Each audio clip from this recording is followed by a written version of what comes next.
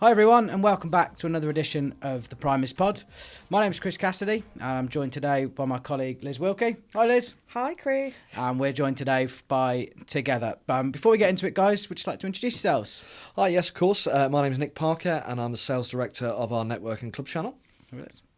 And hello, my name's Andrea Roberts, and I'm National Account Manager looking after network and clubs. Brilliant. Welcome, guys. Well, to kick us off, for our brokers that are watching this and learning about Together for the first time, can you just give us a quick rundown on the sort of who Together are, what you do, and what you sort of your role and place is in the specialist market? Yeah, of course, I'll pick that up.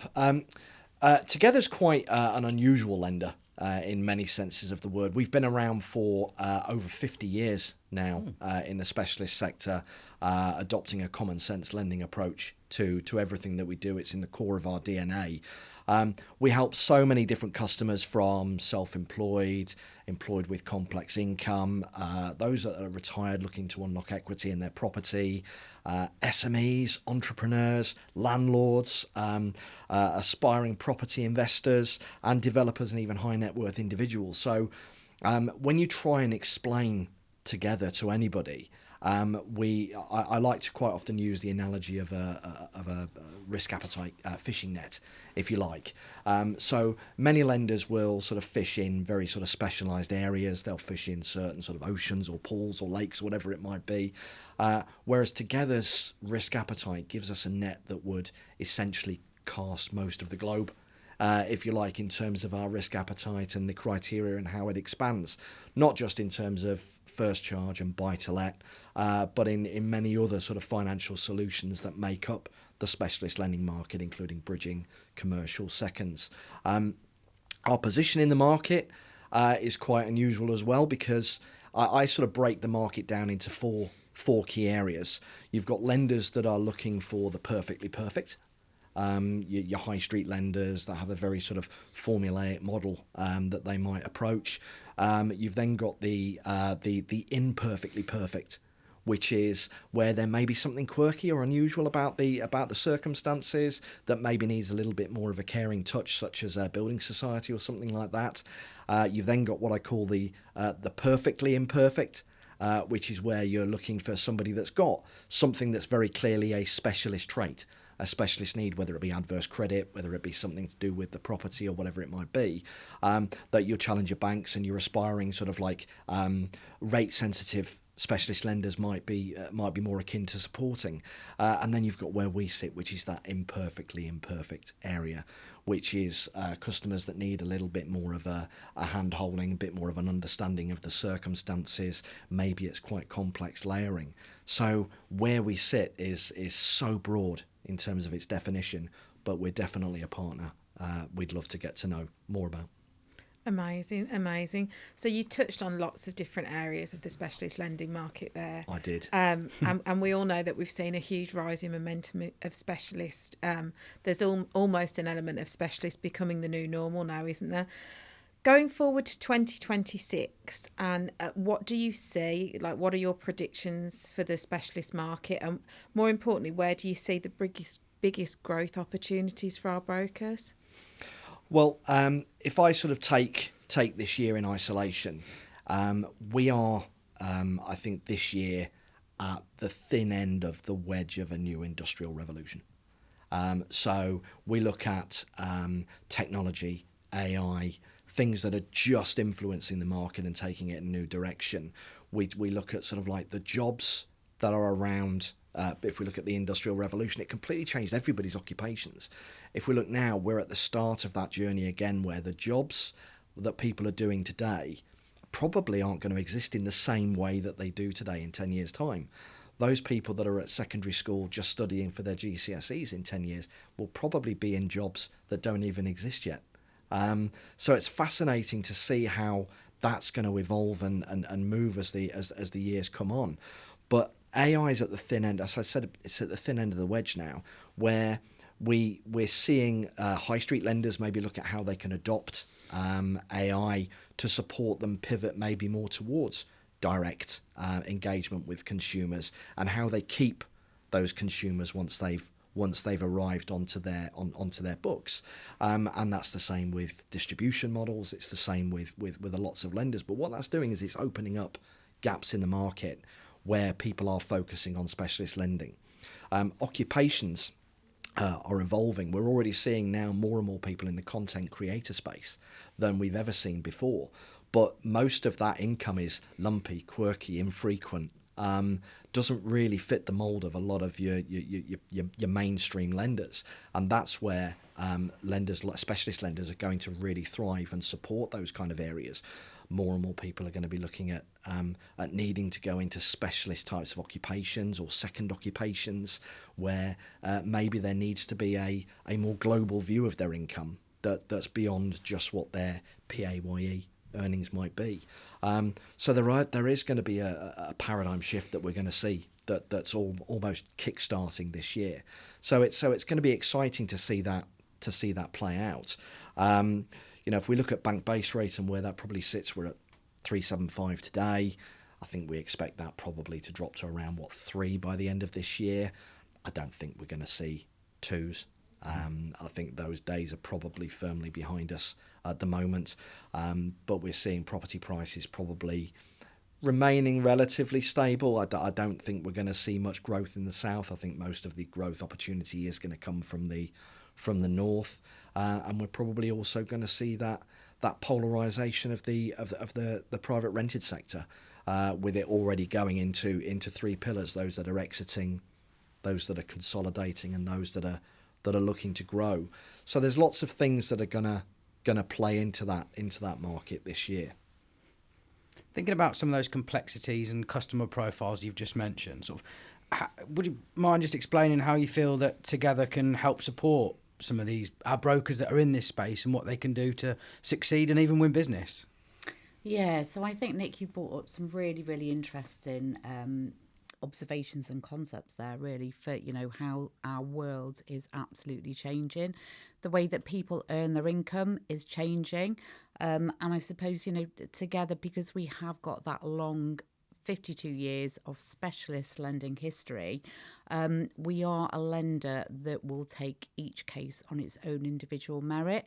So, for customers, for example, who have got multi-layered, maybe non-traditional incomes, we can take time, we can sit back, we can assess, we can really get to understand how they earn their income, frequency of payments, etc., etc. So we've got that experience, and we'll look at stuff outside of the box where maybe other lenders, particularly on the high street, may have their doors closed. So we have common sense underwriting, and I suppose each case, as said, is looked at on its own individual merit. So each client, I suppose, is as individual as all your brokers are. Absolutely, and that's how we like to assess cases. And then the other thing is cost of living challenges. It's going to continue.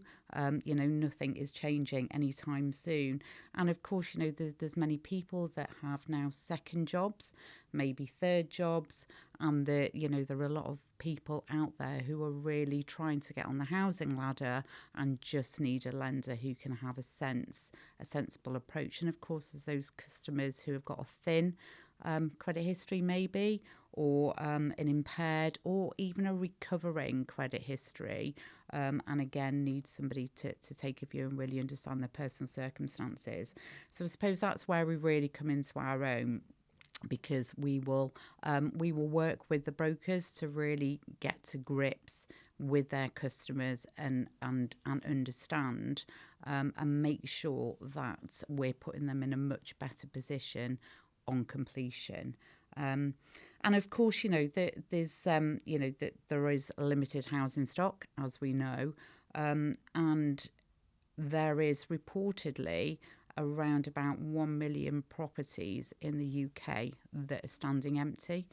So what a massive opportunity that is for for investors, and also first-time buyers, or next-time buyers, for example, to pick up a really great property that needs just a little bit of improvement. And again, that's a great strength of Together, because we've seen everything within our 50 odd years of experience, and we do have a really positive attitude to property, and we'll do our best to lend where we can.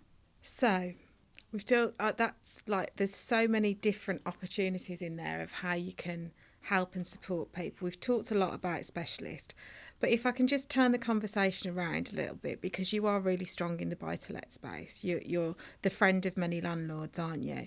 And as the buy-to-let market continues to evolve and change shape, particularly with the up-and-coming Renters' Rights Act impacting landlords, particularly around cost and the different responsibilities and long-term strategies that they need to implement, we're obviously seeing more and more professional landlords rather than your solo landlords. Considering all the pressures, what opportunities do you think will still exist for the buy-to-let and the investor market? I know you talked about the million of empty properties and the fact that we're short of housing stock, but how else can you help support the financing of specialist landlords and the diversity of their portfolios when they come through your door? Well, I think there's probably a few things to pick up on there. I think we predicted in our commercial market report about sort of 12 months plus ago that we would see quite a significant pivot towards SPVs and limited company buy-to-lets.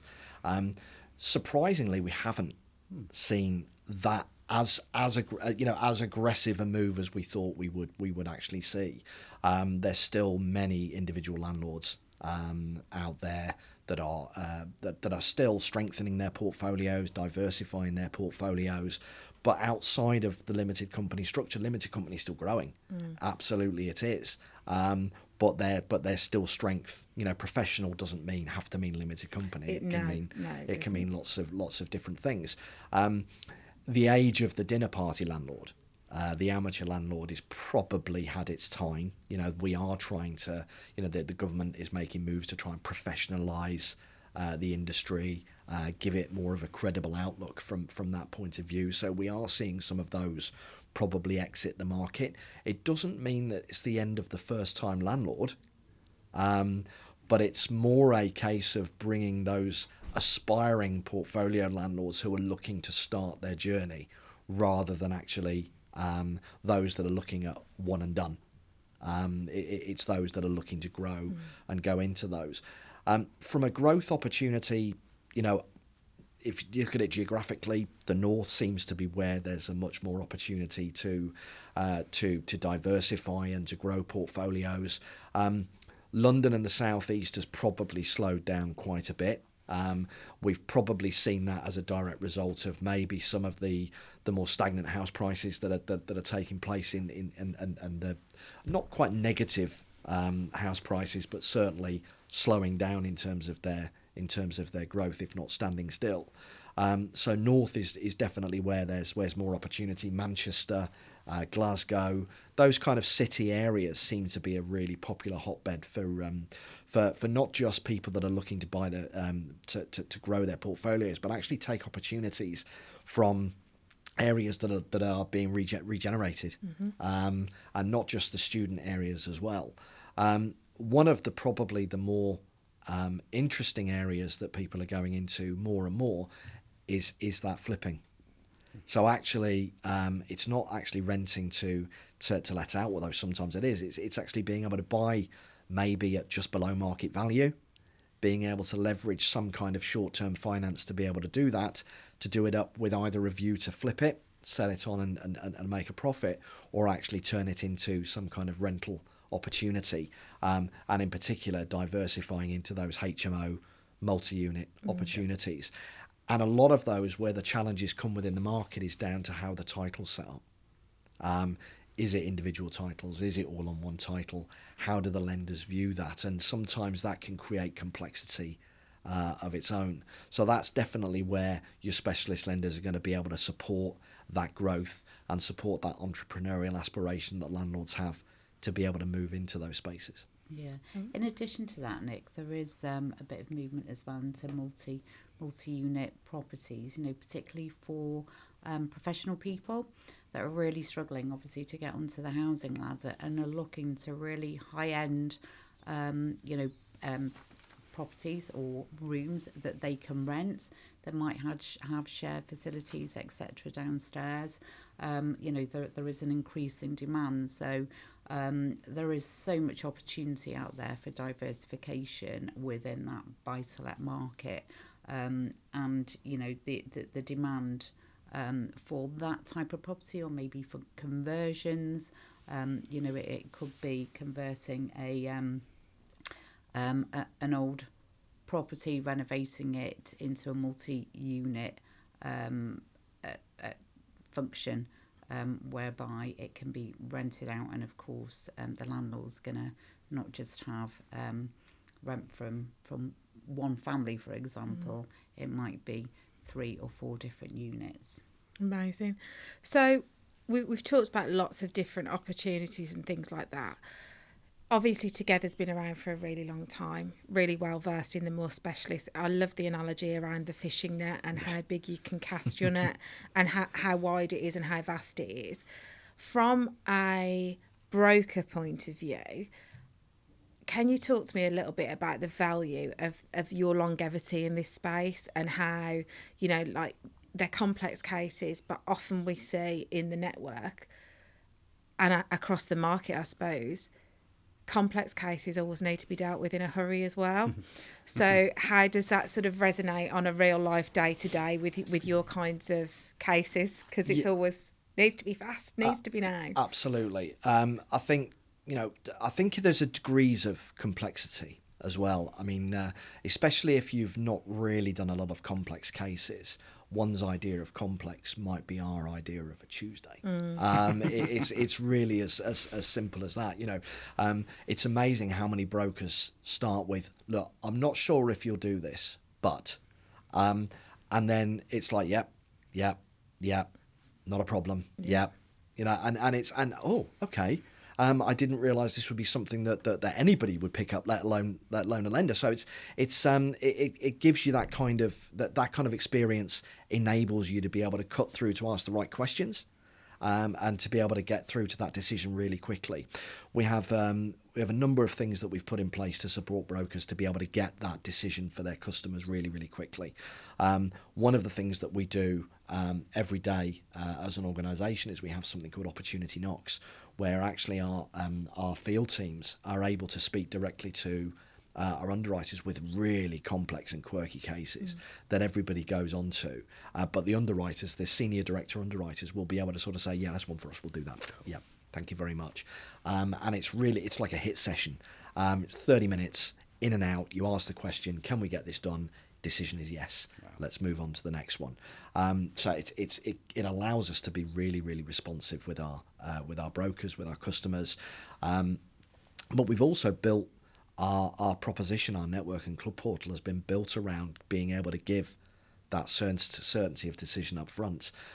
Our dip accept rate through our system is over 80%.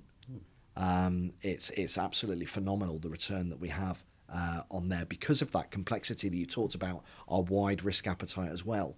We're able to say yes to so many different things, but we've put lots of different things in place to be able to support, whether that be through our portal, being able to drag through credit data, so that it saves the broker time in having to key and try and work out what unsecured credit or secured credit there are. It's all pre-populated, so that they could, can anybody remember what the balloon payment on a lease car is? Straight through into the system. Yeah. All you got to do is say, yeah, that's brilliant, that all makes sense, and you get it through. So it's about speed, it's about efficiency, it's about that linear journey. But also, one of the things that we do from a refinancing point of view, which is a real strength of ours, is we have an internal legal team. So one of the things that we're able to do, and this plays out so easily with things like consumer buy-to-lets and like-for-like remortgages, or even capital raising remortgages, where our internal legal team, when it's been offered, they literally just send out the documentation for the offer to be accepted. Customer sends it back. We indemnify a lot of the searches. We go for the redemption statements, and it's done. Wow. So we've actually been able to do application to fund on consumer buy-to-lets and some refinance ones in as little as 2 to 3 working days from start to finish. It's a phenomenal speed of being able to be able to support customers who don't always come to us as the first option. No. So quite often when it comes to us, it does have that time sensitivity for us to be able to act on there. But that's where we come into our own. Okay. And it's also, I'm just going to add to that, it is also certainty as well. So we've got supports. So, for example, we've got a valuations team. So often I'll receive a link to a property. So a broker's unsure, about a property. It may be that they've gone elsewhere and had a zero valuation that's come back. They'll send us the valid copy of the valuation if they have that available, and a link to that property. We're then able to send that straight through to the valuations team to get their view on it. And the valuations team may come back and say, right, okay, yeah, absolutely looks great to us, we're fine. We may just need a little bit more information on a couple of things, or, yeah, looks okay, maybe we'll take a haircut on the LTV. But generally, so that means that when the broker comes to submit the application, they know exactly what they're going to deal with. And likewise, if there's any issues, sometimes we might get an inquiry whereby there's been an issue on a title. So we then have a legal team that we can send those inquiries through to.